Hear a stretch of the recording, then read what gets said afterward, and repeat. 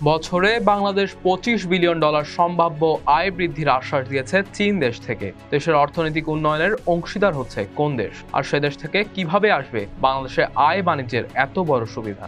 এই আশ্বাসের বিশ্বাসই বা কোথায়? সে নিয়েই বিএইচএন এর আজকের বাণিজ্য বিষয়ক এই প্রতিবেদন। জাতীয় ও আন্তর্জাতিক আলোচিত সংবাদ পেতে বিএইচএন এর পেজটি ফলো করুন। অর্থনৈতিক প্রবৃদ্ধি এবং আন্তর্জাতিক বাণিজ্য সম্পর্ক জোরদার করার লক্ষ্যে একটি গুরুত্বপূর্ণ পদক্ষেপে চীন ঘোষণা করেছে যে এটি স্বল্পোন্নত দেশ থেকে পণ্যগুলিতে শতভাগ শুল্কমুক্ত বাজার অ্যাক্সেস প্রদান করবে। এই নীতিটি, যা 1 ডিসেম্বর 2024 থেকে কার্যকর হবে, বৈশ্বিক অর্থনৈতিক উন্নয়ন এবং দারিদ্রতা হ্রাসে সহায়তা করার জন্য চীনের প্রতিশ্রুতিতে একটি ঐতিহাসিক পদক্ষেপ চিহ্নিত করে। 5 সেপ্টেম্বর 2024 চীন আফ্রিকা সহযোগিতা ফোরামের বেইজিং শীর্ষ সম্মেলনে তার মূল বক্তব্যের সময় চীনের রাষ্ট্রপতি শি জিনপিং এই ঘোষণা করেছিলেন।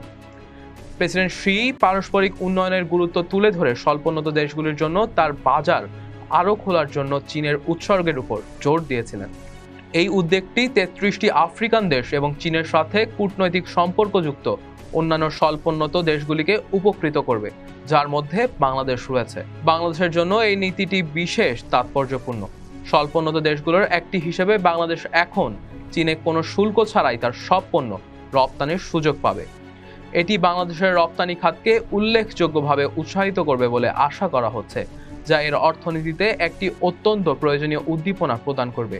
2022-23 অর্থ বছরে চীনে বাংলাদেশের রপ্তানির মূল্য ছিল প্রায় $676 মিলিয়ন, যেখানে চীন থেকে আমদানি ছিল $18.6 বিলিয়ন।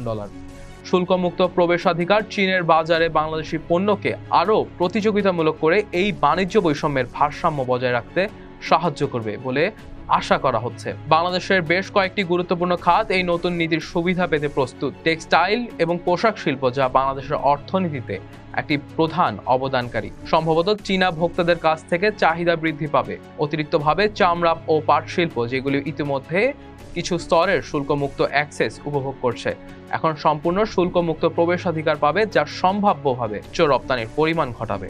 আম, কাঁঠাল এবং পেয়ারা সহ কৃষি পণ্য চীনে নতুন বাজার খুঁজে পাবে বলে আশা করা হচ্ছে।